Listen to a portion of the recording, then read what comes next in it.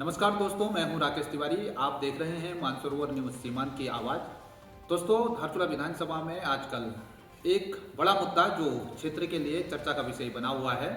धारचूला में ब्लॉक प्रमुख की जाति प्रमाण पत्र को लेकर स्थानीय विधायक के द्वारा सदन से लेकर सड़क तक काफ़ी बवाल मचाया जा रहा है और काफ़ी आरोप उनके द्वारा लगाए जा रहे हैं। ऐसे में आज हमारे बीच में भारतीय जनता पार्टी के विभिन्न दायित्वों का निर्वहन कर चुके भारतीय जनता पार्टी के वरिष्ठ नेता महेंद्र बुदियाल जी, जो वर्तमान समय में ब्लॉक प्रमुख श्रीमती मंजुला बुदियाल जी के पति हैं, आपसे आज इस पूरे मुद्दे को लेकर के काफ़ी व्यापक हम बातचीत करेंगे। आपका बहुत बहुत स्वागत है। नमस्कार। मेरा आपसे पहला सवाल है कि ब्लॉक प्रमुख के जाति प्रमाण पत्र को लेकर के स्थानीय विधायक के द्वारा काफ़ी आरोप लगाए जा रहे हैं और उनका ये कहना है कि पूजा देवी की जो आपत्ति उनके जाति प्रमाण पत्र को लगाई गई है, ये क्या मामला है, इसके बारे में थोड़ा बताइए। देखिए, चुनाव के समय से ही विधायक और उनके जो सहयोगी हैं बार बार आरोप लगाते आए हैं कि जिनकी जो सर्टिफिकेट जा रही है वो गलत जा रहा है। चुनाव के दौरान भी इनके द्वारा तहसीलदार कार्यालय में ये आवेदन दिया गया। तहसीलदार महोदय ने पूरी जाँच के उपरांत सर्टिफिकेट को सही घोषित करते हुए इनको निर्देश दिया था कि आप जो है जिला स्तरीय स्क्रूटनी कमेटी में जाइए और आपको आपत्ति है तो वहाँ आपत्ति दर्ज कीजिए। तो सितंबर माह में इन लोगों ने आपत्ति दर्ज की, जो कि वो खुद कह रहे हैं कि जिलाधिकारी अब तक जवाब नहीं दे पाए। तो मैं बताना चाहता हूँ कि सितंबर माह में इनके द्वारा आपत्ति दी गई थी जिलाधिकारी महोदय के कार्यालय। उस हिसाब से नवंबर माह में 2 माह पूरे हो जाते हैं जब इन जिलाधिकारी ने जवाब देना था। तो मेरा एक सवाल विधायक से उल्टा ये है, जब नवंबर माह में जवाब मिलना चाहिए था उनको और नवंबर में तब जवाब नहीं मिला, तो विधायक जी मार्च 13 तारीख तक इसका इंतजार कर रहे थे। उससे पहले उन्होंने जिलाधिकारी कार्यालय में या माननीय न्यायालय में जाके ये क्यों नहीं कहा कि जिलाधिकारी महोदय द्वारा जो हमको जो है समय पर जवाब नहीं दिया। अब उन जिलाधिकारी पर सवाल उठा रहे हैं जो पहले थे। ऐसा करने के बजाय उसमें न्यायालय में जा सकते थे कि साहब तय समय सीमा समाप्त हो चुकी है और 2 माह के भीतर हमको जवाब मिलना चाहिए, लेकिन उन्होंने ऐसा नहीं किया। वो 13 मार्च को बजट सत्र के दौरान उन्होंने जो विधानसभा में हंगामा किया, उसका मैं कारण आपको बताता हूँ। 12 मार्च को मुंशेरी नगर पंचायत के अध्यक्ष, जो कि उनके बहुत करीबी थे, वो अपनी इच्छा से माननीय पुष्प सिंह धामी जी के कार्य से प्रसन्न होकर भारतीय जनता पार्टी की सदस्यता लेने के लिए हमारे साथ देहरादून रवाना हुए। इस बात की जानकारी माननीय विधायक जी को हो गई तो आग बबूला हो गई। वो अपने विधानसभा सत्र में उन्होंने जो बोलना था उस लीक से हटकर वो अपनी कुंठा निकालने के लिए वो फिर पुनः दोबारा से मंजुला बुदियाल का मामला विधानसभा में हल्ला करने लगे। जबकि इस बात में कोई सच्चाई नहीं है कि समय से अगर इनको चाहिए था तो उन्होंने नवंबर में आवेदन कर देना चाहिए था कि हमको जो है इसका जवाब नहीं मिला। लेकिन विधायक जी का यह आरोप है कि वर्तमान जो प्रमुख जी हैं उनकी माता जी के नाम पर नेपाल में ज़मीन है और उनका यह भी दावा है कि आरटीआई से जो उनको कुछ जानकारी मिली तो उसमें प्रमुख जी को हिंदू राजपूत बताया गया है। तो इस आरोप को कैसे देख रहे हैं? देखिए, एक सर्टिफिकेट हाई स्कूल में इशू किया गया था उनको, क्योंकि कोई बाहर पढ़ने जाना था। तो टीसी हमारा जो स्कूल लीविंग सर्टिफिकेट होता है उसमें नाम और उसका जो पढ़ने वाले बच्चों का नाम और पिता का नाम और लिखा हुआ था। उसमें लिखते हैं कि हिंदू राजपूत। भाई, हम हिंदू हैं तो हिंदू लिखा है। सभी हमारी जनजाति के जो हिंदू भाई हैं, धारचूला के हिंदू जनजाति के लोग हमारे हैं, रंग जनजाति के लोग अपने आपको राजपूत मानते हैं। हिंदू राजपूत लिखा है, इसमें गलत कहाँ लिखा था?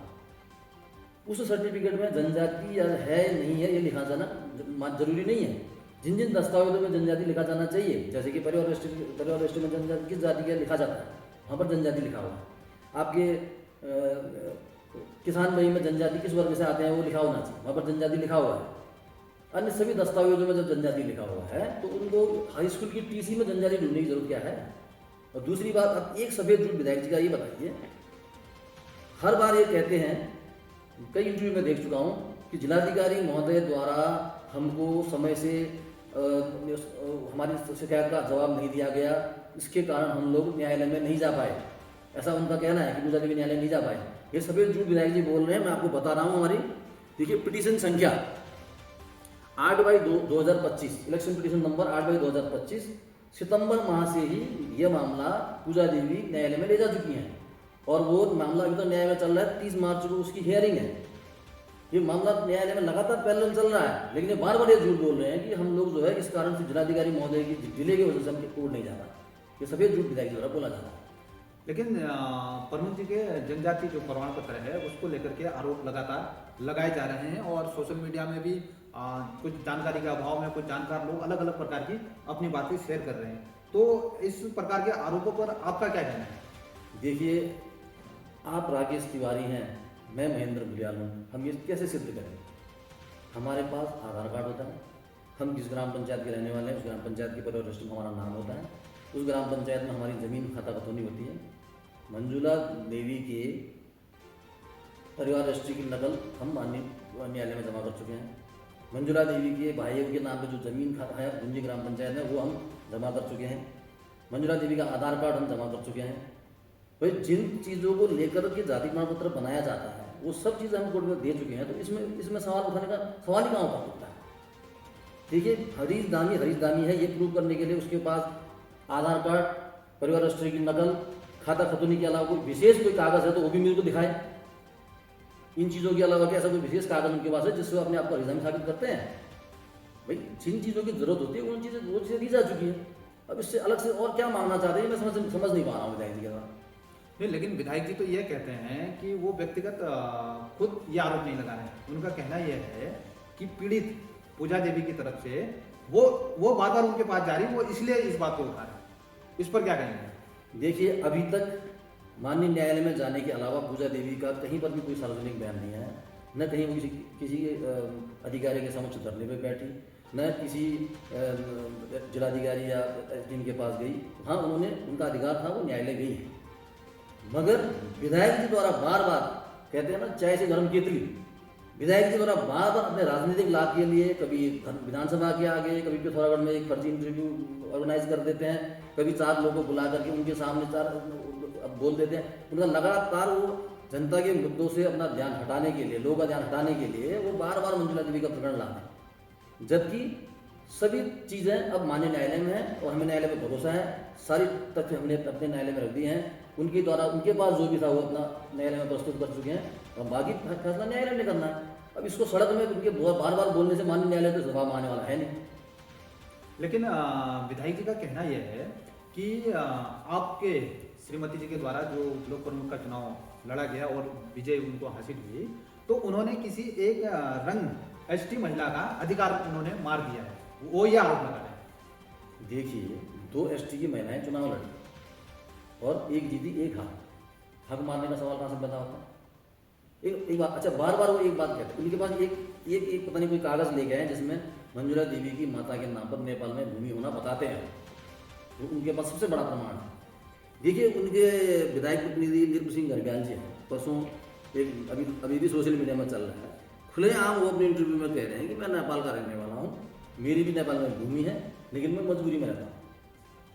भाई जब तुम्हारा विधायक प्रतिनिधि कह रहा है कि उसकी भी नेपाल में भूमि है, वो नेपाल का रहने वाला है, तो वो भारतीय और है और जनजाति है, तो आप मंजुला गुलियाल के जनजाति होने या भारतीय होने पर कैसे सवाल उठा सकते हो? पहले आप आपस में तो तय कर लीजिए कि आप लोगों ने आरोप क्या लगाना है। विधायक जी सदन में कुछ और बोलते हैं, विधायक प्रतिनिधि सड़क में कुछ और बोलता है, तो इस तरह ये आपस में सिर्फ राजनीति कर रहे हैं, इसके अलावा इस चीज़ का कोई हल निकलना नहीं। हाँ, मैं आपने अपनी काफ़ी बातें कह दी हैं। मैं अब अंतिम सवाल की ओर आपकी तरफ हूँ कि स्थानीय विधायक ने कुछ दिन पूर्व ही एक इंटरव्यू में ये कहा है कि भारतीय जनता पार्टी से, चाहे माननीय मुख्यमंत्री जी यहाँ से चुनाव लड़े और कोई भी चुनाव लड़े, इवन कि उन्होंने ये कहा कि मोदी को भी हम छठी का दूध याद दिला देंगे, तो इसको आप कैसे देते हैं? मैं आपके इस सवाल का जवाब देने से पहले मैं विधायक जी के कुछ जो इसी मामले में मंजुला देवी के मामले में जो कुछ बातें रखी है मैं उसको आप लोगों को आप समक्ष रखना चाहता हूँ। देखिए, वो एक बार प्रमाण पत्र का मामला जब उठाते हैं, मैं आपको एक विधायक जी की आदत बताता हूँ। जो व्यक्ति उनको चुनाव में नुकसान पहुँचाता है या जो व्यक्ति उनको चुनाव में हराता है या उनके कैंडिडेट को हराता है, उनके खिलाफ अनर्गल प्रोपेगेंडा फैलाना इनकी आदत है। मैं आपको बताऊं, 14 जून 2017 को विधानसभा में इस विधायक के द्वारा भूपेंद्र सिंह थापा पुत्र नरसिंह ऐसा बताते थे, उसमें जिला पंचायत सदस्य थे, उनको वो नेपाली नागरिक बता करके उनके खिलाफ सदन में भी और सदन से बाहर भी, मतलब संसदीय भाषा हो असंसदीय भाषा हो ऐसी भाषाओं का इस्तेमाल करके उनके खिलाफ बोल चुके हैं और बार बार उनको नेपाली है, इसको मैं खदेड़ के रहूँगा, नेपाल भगाऊंगा, ऐसी भाषा का प्रयोग कर चुके हैं। मगर जब 2022 के चुनाव में वो व्यक्ति कांग्रेस में शामिल हो गए तो वो पाक साफ हो गए। आज वो कांग्रेस के ब्लॉक अध्यक्ष हैं, उनकी पत्नी नगर पालिका की अध्यक्ष हैं धारचूला की, और उनके लिए वो भारतीय हैं। तो इस तरह के जो अनर्गल आरोप जो विधायक जी द्वारा लगाए जाते हैं, ये एकदम बेबुनियाद है। अब रही बात आई चुनाव की, देखिए 2017-22 के चुनाव के बाद जैसे पुष्कर सिंह धामी जी विधानसभा चुनाव लड़ने के लिए सीटों की तलाश जारी थी, उस समय यही विधायक उनके लिए सीट छोड़ने को तैयार है। आज से 1 साल पूर्व तक, लगभग 8 महीने पहले तक यह विधायक माननीय पुष्कर सिंह धामी जी की प्रशंसा में कुल बात भी नहीं थकते थे। हर आपने देखा, आपके पास भी रिकॉर्डिंग होगी, हर जनसभा में, हर कार्यक्रम में ये पुष्कर धामी जी को विकास पुरुष और इतना समाज के लिए करने वाले, सभी वर्गों को साथ लेकर के चलने वाले, उत्तराखंड के पहले ऐसे मुख्यमंत्री जिन्होंने लगभग इतने रिकॉर्ड विकास कार्य किए, ऐसी बातें हमारे मुख्यमंत्री जी के लिए बोलते हैं, क्योंकि वास्तव में मुख्यमंत्री जी ने पूरे क्षेत्र के लिए काम किया, खासकर धारचूला के लिए। आज तक हरीश रावत जी ने मुख्यमंत्री रहते हुए इस क्षेत्र के लिए जितना काम नहीं किया, उसका 10 गुना, चुनौती दे रहा हूँ, 10 गुना अभी भी कुछ दिन पहले और हमारे क्षेत्र में विकास कार्य स्वीकृत हुए। इतना कार्य हमारे पुष्कर सिंह धामी जी ने काम किया है कि सिर्फ पुष्कर सिंह धामी का एक सिपाही ही इस 2027 के विधानसभा चुनाव में इस आदमी को धूल चटाने के लिए काफी है। कहाँ मुख्यमंत्री जी की बात, और मोदी जी की तो ये बात ही नजर है, इनके मुंह से शोभा भी नहीं देता। इसलिए जहाँ तक चुनाव का सवाल है, ये 2027 के चुनाव में कहीं नहीं टिकने वाले हैं। इनको अपनी हकीकत पता चल चुकी है, जिससे इतना ज़्यादा बौखलाया है। लेकिन आप कह रहे हैं ना कि सीएम साहब के लिए 4 साल पूर्व तक, 10 महीने पहले तक, अब लेकिन वो सबसे बड़ा भ्रष्टाचारी बता रहे हैं, पुष्कर धामी जी को सबसे बड़ा भ्रष्टाचारी अब वो बता रहे हैं। देखिए, सीएम साहब के नज़दीक जाकर जो भ्रष्टाचार वो करना चाह रहे थे, उसको सीएम साहब ने सिरे से खारिज कर दिया। मैं आपको बता रहा था पिछले इंटरव्यू में भी, ये जो हमारे सिंचाई विभाग के द्वारा 200 करोड़ के यहाँ काम चल रहे हैं, उस काम में अपनी भागीदारी चाहते थे या अपने को उसका सारे कामों को अपने अंडर लेना चाहते थे। लेकिन माननीय मुख्यमंत्री जी ने बिल्कुल ट्रांसपेरेंट तरीके से इन टेंडरों को करा करके ये कार्य प्रारंभ हो गए, जिससे उनकी मंशा पूरी नहीं हो पाई, जिससे बौखलाकर वो इस तरह की बातें करें। दूसरा, एक आज की इंटरव्यू में एक विषय आना बहुत जरूरी है। एक जो हमारे जो सीमांत हम लोग रहते हैं, जो जनजाति का विषय आता है, मैं पता नहीं हमारे विधायक जी कितने पढ़े लिखे हैं, ये मुझे जानकारी नहीं है, लेकिन मुझे लगता है कि उनका किताबी ज्ञान बहुत कम है। देखिए, जनजाति समुदाय के भीतर कुछ चीज़ें ऐसी होती हैं जिसको संविधान के द्वारा हमें छूट दी है। जैसे हमारे विवाह संस्कार, हम हिंदू मैरिज एक्ट के अंदर नहीं आते हैं, हमारे विवाह का तरीका अलग है या जी। और दूसरा कि हमें अपने विवाह का पंजीकरण करने की आवश्यकता नहीं। हमारे समाज में उसको विवाह स्वीकार कर लिया तो हमारे समाज में उसको पति पत्नी मान लिया जाता है, जो हमारे संस्कार अनुसार विवाह है। उसी प्रकार हमारे यहाँ एक परंपरा और है, वो है अडॉप्शन। कई हमारे परिवारों में ऐसे लोग होते हैं जिनके पीढ़ियाँ आगे चलाने के लिए उनके पुत्र नहीं होते, तो वो क्या करते हैं, हमारे में अडॉप्शन होता है। वो हमारे जनजाति रीति रिवाज के अनुसार अडॉप्शन होता है कि भाई इसके दत्तक पुत्र मान लिया गया और इस परिवार में वो हमारे कुछ रिवाज होते हैं उसको पूरे कर लेते हैं। उसके अलावा भी कई ऐसे होते हैं कि हमारे समाज में कई बाहर से लोग आगे रहते हैं, कई वर्षों से रहते हैं, जैसे 15, 20, 50 वर्षों से रह रहे हैं, तो उनको भी हमारा समाज अपने अंदर आत्मसात कर लेता है, उनको अपने समाज का दर्जा देकर उनको जनजाति मान लेते हैं।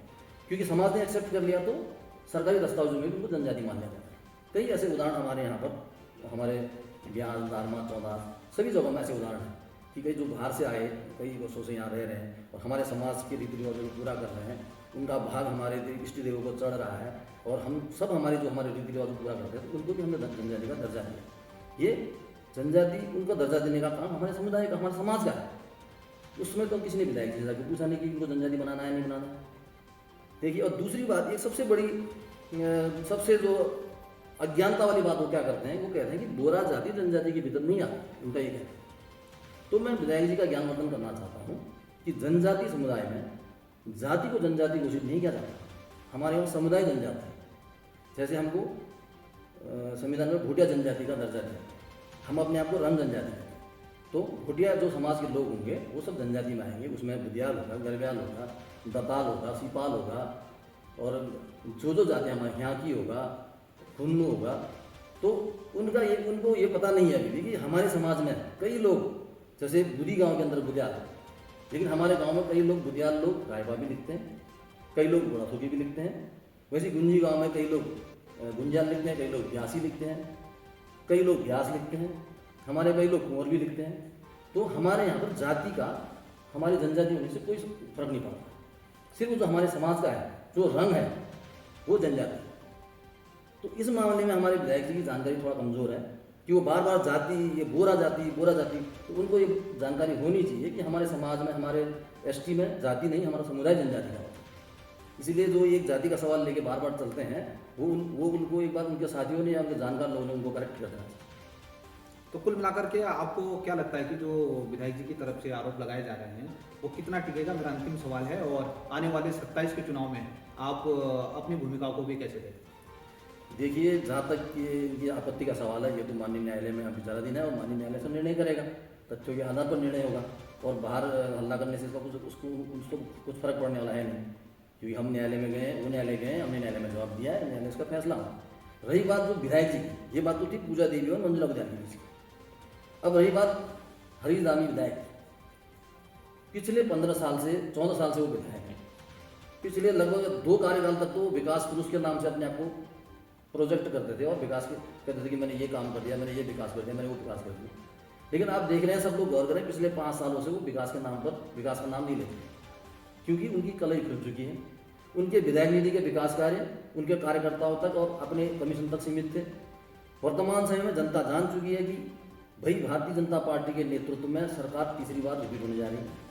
और इस धारचूला क्षेत्र में भी जो बयार परिवर्तन की देख रहे हैं, सब लोग देख रहे हैं। आज उनके लोग उनको छोड़ भारतीय जनता पार्टी की सदस्यता ले रहे हैं, तो उनकी ज़मीन खिसक गई है। और उस ज़मीन की जो खिसकने के कारण जो उसकी बौखलाहट है, वो अब ले दे करके हमारे ब्लॉकों में चुनाव के ऊपर निकालने का प्रयास कर रहे हैं। लेकिन मैं आपको एक बात बताना चाहता हूँ। वो कुछ दिन कह रहे थे ना कि 2027 में चुनाव लड़ेंगे, जीतेंगे और मुख्यमंत्री बनने वाला है, या फिर कुछ ऐसे उनके कार्यकर्ताओं की तरफ भ्रम फैलाया जा रहा है। तो मैं उनको चेतावनी देना चाहता हूँ, आप चुनाव वैसे तो जीतेंगे नहीं, जीत नहीं रहे हैं, मैं सिरे से खारिज कर दे रहा हूँ। 2027 के चुनाव में वो जीतेंगे, क्योंकि भारतीय जनता पार्टी का विधायक 2027 में जीतने वाला है। और 2027 में सरकार भी भारतीय जनता पार्टी की आ रही है, उसकी सरकार भी नहीं आने वाली है। क्या उसकी सरकार आती भी है कि 1% तो लोग जानते हैं कांग्रेस पार्टी के अंदर उनको कितना लोग पसंद करते हैं, तो उनका तो कहीं तो कोई चांस नहीं। लेकिन उनकी सरकार आती, मैं तो कहता हूँ वो मुख्यमंत्री भी बन जाते हैं, तभी भी मुझे धमकाने का प्रयास न करें कि मैं मुख्यमंत्री बन गया तो मैं ऐसा कर दूंगा, इसको हटा दूंगा। क्योंकि माननीय न्यायालय है इस देश में, न्यायालय न्याय करता है और मुझे पूरा विश्वास है अपने कागजों पर, अपने तथ्यों पर। हम न्यायालय में लड़ेंगे और लड़ रहे हैं और अपने आप को साबित करके आएंगे, चाहे वो कुछ बने। लेकिन मैं आपको अभी भी आश्वस्त करता हूँ कि 2027 का चुनाव हरीश दामी हारने जा रहा है। अब आप कहो तो मैं एक सादे कागज में लिख के भी देने को तैयार हूँ। और भारतीय जनता पार्टी का विधायक 2027 में इस विधानसभा से चुन के जाएगा और तीसरी बार भारतीय जनता पार्टी की सरकार उत्तराखंड में रिपीट होने जाएगी। चलिए, बहुत बहुत धन्यवाद। आज हमारे खास मेहमान ने अपनी बातचीत में खुल करके बातचीत की। आपका बहुत बहुत धन्यवाद। बहुत बहुत धन्यवाद।